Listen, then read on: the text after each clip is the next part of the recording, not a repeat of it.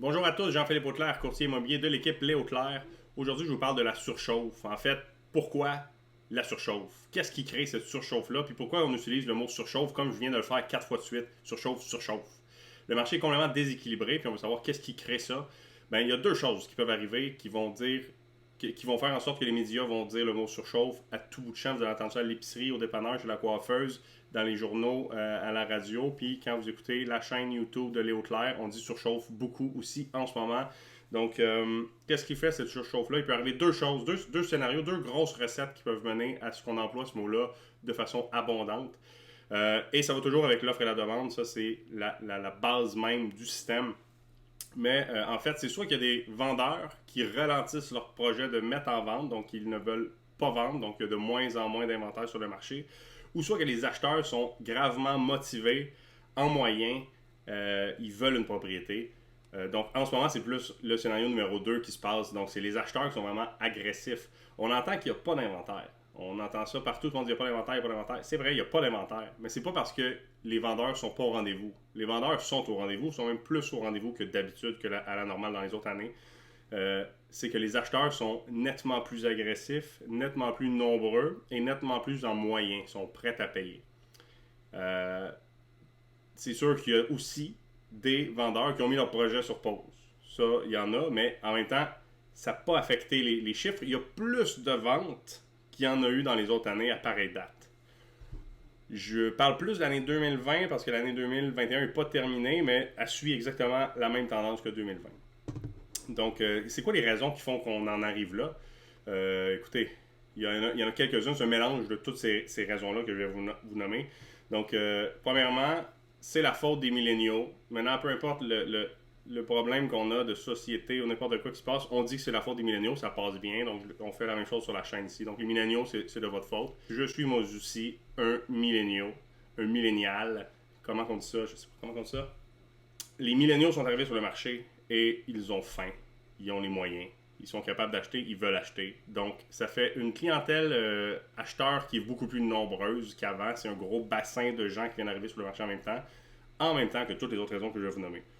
Donc, c'est vraiment un amalgame de toutes ces raisons-là qui font qu'on a une situation qui est vraiment problématique en ce moment pour les acheteurs.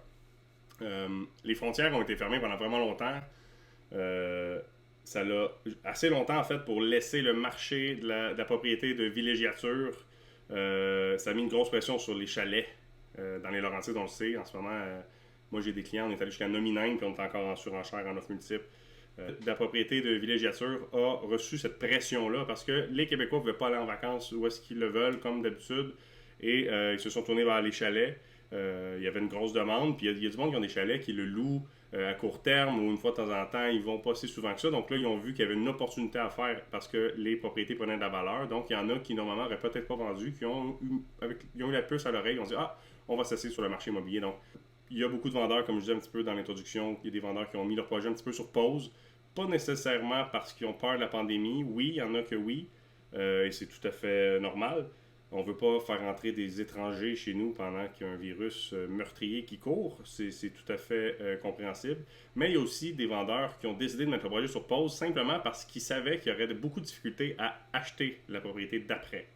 Donc ça, c'est le bassin de vendeurs qui ont mis le projet sur pause. Je dirais que c'est généralement plus pour cette raison-là qu'ils l'ont mis sur pause. C'est que c'est bien beau vendre cher avec des bonnes conditions, mais après ça, il faut acheter cher avec des mauvaises conditions. Façon de parler, évidemment, mais ça se joue. On ne peut pas faire deux profits back-à-back sur deux transactions qui se suivent dans un même marché. On en parlera dans une autre vidéo. La flambée des prix des matériaux a contribué aussi à ça. Ça a mis une pression sur le marché de la revente parce qu'évidemment, se construire une propriété, c'est de plus en plus cher. Puis même les entrepreneurs, j'ai des amis entrepreneurs, et à un moment donné, c'est bien beau faire des soumissions.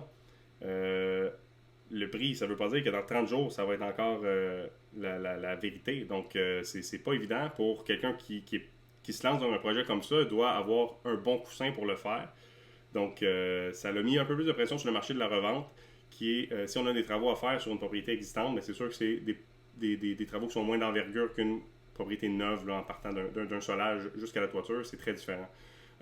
Ensuite de ça, la vitesse rapide des ventes, à cause de tout ça, en plus, tout ce que je viens de vous dire, ça crée une rapidité des ventes. Mais cette rapidité des ventes-là empêche l'inventaire de monter, donc il y a toujours de moins en moins de propriétés, donc le marché devient toujours de plus en plus agressif. Donc la roue est partie de ce côté-là.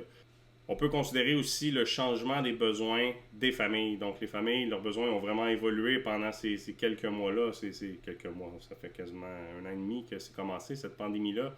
Mais les besoins ont nettement changé. Il y a eu beaucoup d'enfants qui ont fait de l'école à la maison, ont besoin de plus de place à la maison. Les parents sont en télétravail, les horaires changent.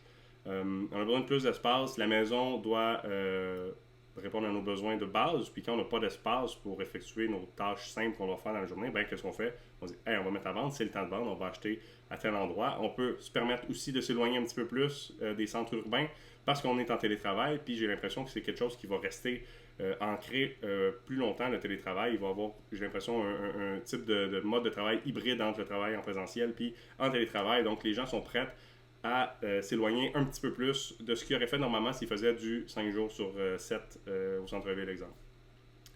Évidemment, les taux d'intérêt sont vraiment bas. Ça, il y a des gens qui... je trouve que ça a le dos large, cette raison-là, mais c'est une des raisons, quand tu parles à quelqu'un qui veut acheter en ce moment, c'est souvent une des raisons qui sort le plus, c'est les taux d'intérêt sont bas. C'est vrai, les taux d'intérêt sont vraiment bas. L'affaire, c'est que les gens arrivent et ils se battent pour avoir la maison et ils finissent par mettre 50, 60, 70 000 de plus sur le dos des taux d'intérêt qui sont bas. Ben, ça vient un petit peu annuler les bénéfices d'avoir un taux bas quand on paye plus cher. Finalement, on paye une dette à plus bas taux, mais plus grosse. Donc, j'ai l'impression qu'ils perdent un petit peu d'argent dans cette façon-là. Donc, c'est vraiment un mix de toutes ces raisons-là. Puis, il y en a un autre que j'ai trouvé, j'ai réfléchi à ça, puis je me suis dit, ça aussi, ça aide pas à la situation. C'est l'émotivité des acheteurs en ce moment.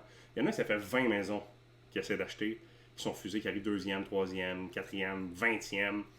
Sont tannés, ce monde-là. Donc, ils font des offres de plus en plus agressives. Ça aussi, ça fait tourner la roue que je parlais, la roue de la surenchère, si on veut. C'est que ces personnes-là, moi en tant que courtier, j'ai reçu des offres pour des clients vendeurs comme ça. On reçoit des offres aux alentours du prix demandé, d'autres un petit peu plus élevés, d'autres que, oh boy, là, ça commence à être généreux.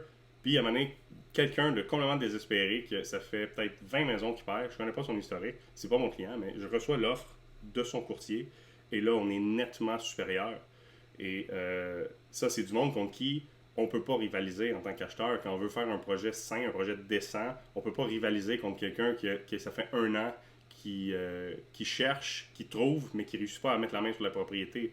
Donc, c'est l'émotivité qui embarque. Et ça fait tourner la roue parce que quand cette personne-là gagne avec sa super offre, entre guillemets, ben il y a des gens qui se font refuser, puis il y en a qui c'est peut-être là-dedans la 15e, 20e, puis là, c'est lui à son tour, la prochaine, il va faire une offre de fou. Parce que quand on trouve une maison coup de cœur, ben là, on veut tout faire pour l'avoir, on veut pas la perdre.